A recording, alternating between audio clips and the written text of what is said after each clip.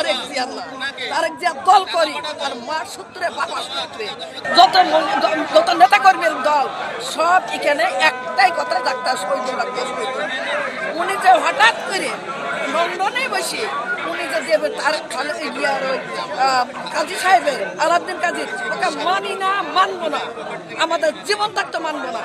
উনি অনেক কথায় কথায় ভাবুন দেয় আমরা বরখাস্ত করবো, বরখাস্তর ভয় আমরা করি না, আমরা নিজেই পদত্যাগ করবো। আমরা তারেক জিয়ার সৈনিক, আমরা না জিয়াউর রহমানের সৈনিক, আমরা খালেদা জিয়ার সৈনিক, আমরা তারেক জিয়া না, তারেক জিয়া দল করি আর মার সূত্রে বাবার সূত্রে।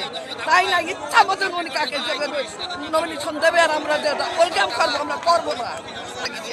দেশব্যাপী সারা বাংলাদেশে এরকম ঝড় গেছে, যারা পাওয়ার জোগা না, যারা নির্যাতিত, যারা নিপীড়িত, তারা মনোনয়ন পায়নি, তারা কিন্তু নমিনেশন পায়নি। কেন পালো না? এটাই ওনার সাথে 3 বার মিটিং করছে, একবার করছে খুলনা, 2 বার করছে সাতক্ষীরা।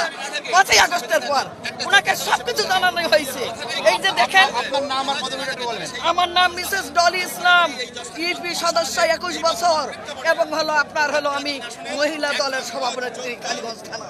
টিভিতে দেখাবেন এই কলমটা উনি দিয়েছিলেন আমার সাতক্ষীরা মিটিং এ, এবং সমস্ত জায়গা আমি সিগনেচার করি, এই কলমটা সম্মান করি। তার কথা এই নয় তো ওনার ইচ্ছা মতো নমিনেশন দেবে আর আমরা তাকে মানবো, মানি না, মানবো না। আজকে কেন এই বিক্ষোভ সমাবেশে হাজির হয়েছেন আপনি? একটাই দাবি, আলাউদ্দিনের নমিনেশন বাতিল করে শহীদুল ভাইকে নমিনেশন দেবাই লাগবে, দেবাই লাগবে, দেবাই লাগবে, নতুবা আমাদের সংগ্রাম চলবে।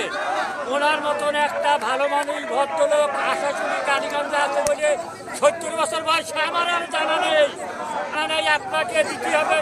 জনাব তারেক রহমান উপস্থিত দাবি, আপনাদের ধানের শীষ যদি হারাই যাবে, তাই ধানের শীষ যেন আমরা না হারাতে পারি। আমাদের নমিনেশন শহীদুল আলমকে দিতেই হবে, দিতেই হবে, দিতেই হবে।